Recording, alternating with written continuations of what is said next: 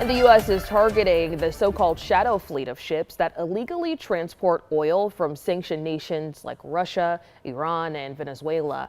The moves follow the capture of Venezuelan leader Nicolás Maduro last week and claims that the U.S. also wants to control Greenland. Natalie Brand has more details from the White House.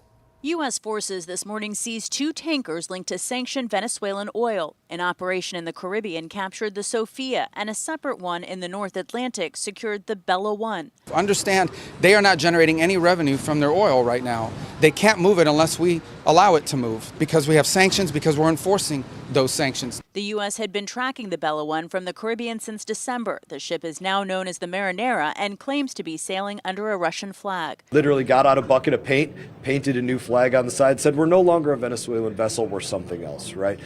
That's not the laws of the sea.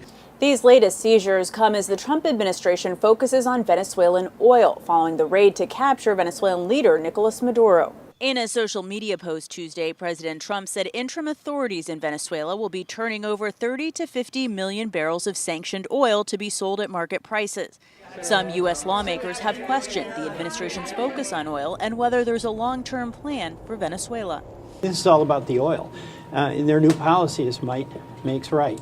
If we want it, we'll get it, and we'll use our military to accomplish that. Trump administration officials are briefing all lawmakers on the Venezuela raid today and also facing new questions about claims the U.S. wants to take over Greenland. There is still so many unanswered questions. I hope we get some answers today. White House Press Secretary Caroline Leavitt said the president is discussing a range of options and utilizing the U.S. military is always one of them. The U.S. always has military options for everything. I think it's a general statement. I think with Greenland, it's very clear that we are working on through diplomatic channels. Sources tell CBS News that Secretary of State Marco Rubio, during an earlier congressional briefing, said President Trump would buy Greenland, not take it by force.